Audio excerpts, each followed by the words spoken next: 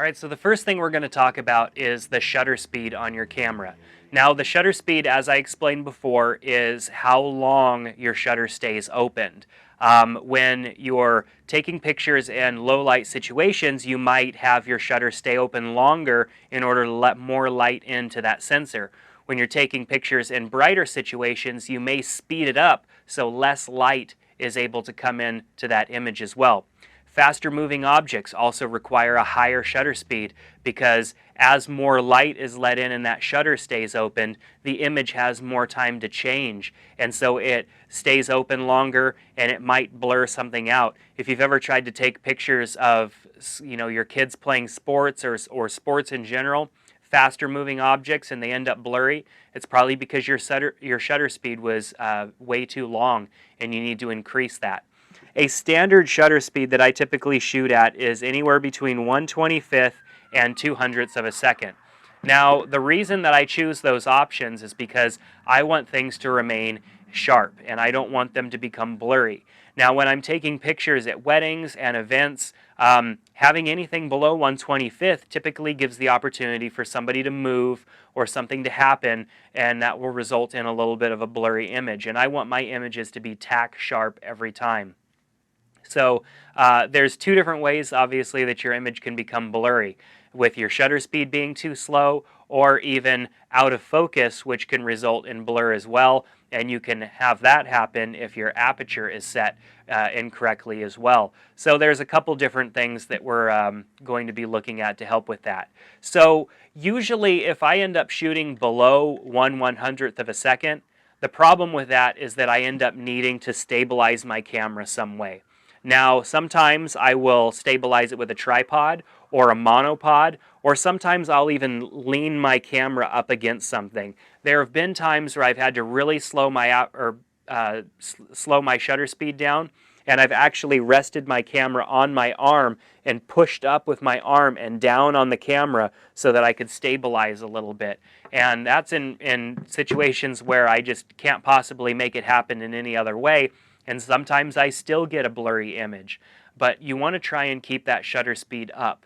Unless you're taking pictures of something like a river or a landscape or something like that, where you're probably going to be locked down on a tripod and movement isn't going to happen because maybe only water or something is moving by, and you can decrease your shutter speed to make up for other lighting situations in that aspect. So, for example, if I was going to take a picture of like a small river or a brook, I might lock my camera down on a tripod and take my shutter speed down to like maybe even 1 full second and hit that shutter button, and it's going to open that shutter for 1 full second.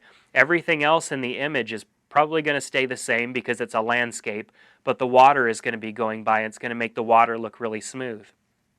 You couldn't do that with a person. You couldn't lock your camera down on a tripod, put it at 1 second shutter speed and let a person move around, because then they'd just be a blurry trail. And of course you can come up with some cool effects by doing that, but you're not going to get a very sharp image of your person. So I typically, like I said, try to stay around 1/25th to 1/200th of a second so that I can make sure that things stay sharp.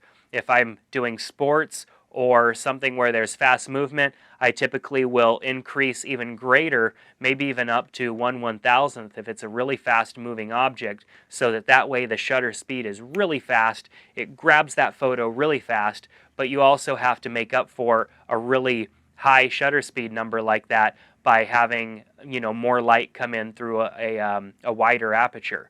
So there's give and take, as I'm sure you're starting to figure out here, where you have to have one setting set to accomplish one thing, and then the other one has to be complementary to that as well.